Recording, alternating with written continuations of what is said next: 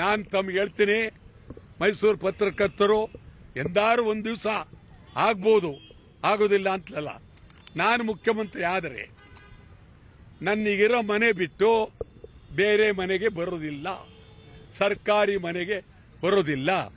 ಜನಕ್ಕೆ ಹಳ್ಳಿನಲ್ಲಿ ಮನೆ ಇಲ್ಲ, ಬೀದಿಲಿದ್ದಾರೆ, ನೋವು ಪಡ್ತಾ ಇದ್ದಾರೆ.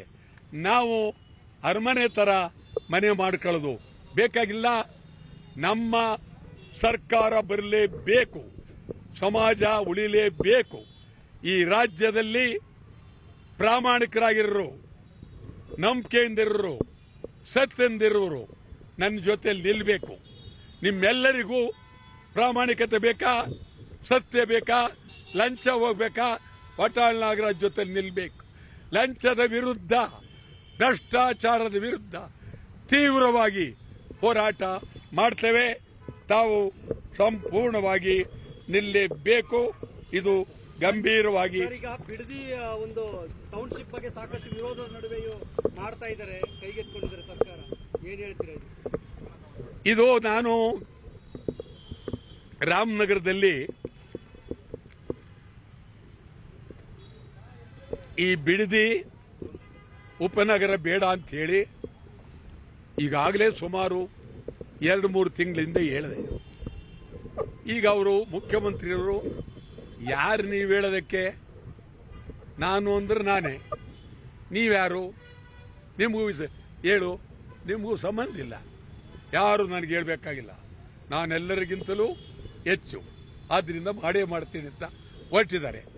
ನಾವು ಬಿಡೋದಿಲ್ಲ, ಒಂದು ಅಂಗಿಲ ಜಮೀನು ಬಿಡೋದಿಲ್ಲ. ಅಲ್ಲಿ ಜಮೀನು ಹೋದ್ರೆ ಜನ ಸಿಮೆಂಟ್ ತಿನ್ಬೇಕಾಗತ್ತೆ, ಕಬ್ಬಣ ತಿನ್ಬೇಕಾಗತ್ತೆ, ಮರಳು ತಿನ್ಬೇಕಾಗತ್ತೆ.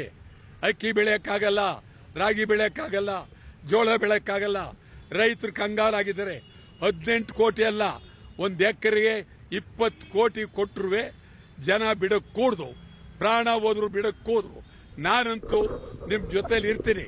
2 ದಿವಸ ಜೈಲ್ಗೆ ಹಾಕಿದ್ರು ಚಿಂತೆ ಇಲ್ಲ, ನಾನಿರ್ತೀನಿ. ನಾನು ಬಿಡದಿಯಲ್ಲಿ ಭಾರಿ ಚಳವಳಿಯನ್ನ ನಮ್ಮ ಕನ್ನಡ ಒಕ್ಕೂಟ ಇಡೀ ರಾಜ್ಯಾದ್ಯಂತ ತೀವ್ರವಾಗಿ ಬಿಡದಿ ಚಳವಳಿ ರೈತರಿಗಾಗಿ ಹೋರಾಟ ಮಾಡ್ತೇವೆ. ಸರ್, ನೀವು ಮುಖ್ಯಮಂತ್ರಿ ಆಯ್ಕೆ ನಿಂತೀರಾ, ಏನ್ ಗ್ಯಾರಂಟಿ ಕೊಡ್ತಾ ಇದ್ದೀರಾ ಜನಕ್ಕೆ?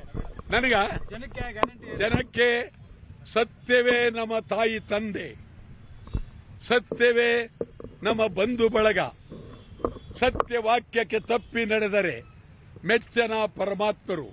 ಸತ್ಯ, ಪ್ರಾಮಾಣಿಕತೆ, ನಂಬಿಕೆ ಇದು ಮೊದಲನೇ ಗ್ಯಾರಂಟಿ.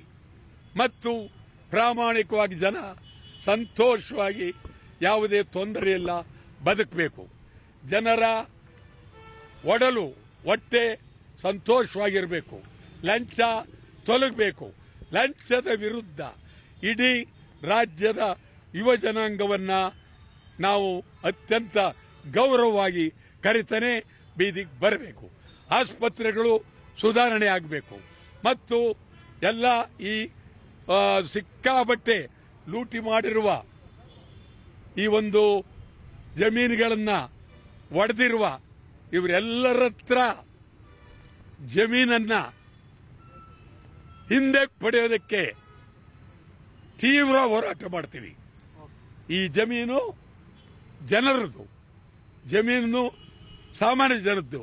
ನೀವು ಮುಚ್ಚೆ ಬಂದಂಗೆ ಬರೀ ಇಲ್ಲೊಂದೇ ನಿಮ್ಮ ಮೈಸೂರು ನೋಡಿದ್ರೆ ಮೈಸೂರು ಸುತ್ತ ಸಂಪೂರ್ಣ ಜಮೀನಿನ ವ್ಯವಹಾರ. ಅದರಲ್ಲಿ ಎಷ್ಟು ಲೂಟಿ ದರೋಡೆ. ಆ ದೃಷ್ಟಿಯಿಂದ ನಾವು ಬಹಳ ಅದ್ಭುತವಾಗಿ ರಾಜ್ಯಭಾರ ಮಾಡಬೇಕು ಅಂತಿದ್ದೀವಿ. 1 ತಿಂಗಳು 2 ತಿಂಗಳು ನೋಡ್ಲಿ, ಸರಿ ಇಲ್ಲ ಅಂದ್ರೆ ಕೈ ಮುಗಿದು ಅಧಿಕಾರ ಬಿಟ್ಟು ಹೊರಗಡೆ ಹೋಗ್ತೀನಿ. ಬೇಕಾಗಿಲ್ಲ. ನಾವು ಜನರ ಪರವಾಗಿ ಹೋರಾಟ ಮಾಡೋದಕ್ಕೆ ಯಾರಾದರೂ ಇದ್ರೆ ಸತ್ಯ ಹೇಳ್ತೀನಿ. ವಾಟಾಳ್ ನಾಗರಾಜ್ ಮಾಡೇ ಮಾಡ್ತೀವಿ, ಹೋರಾಟ ಮಾಡೇ ಮಾಡ್ತೀವಿ.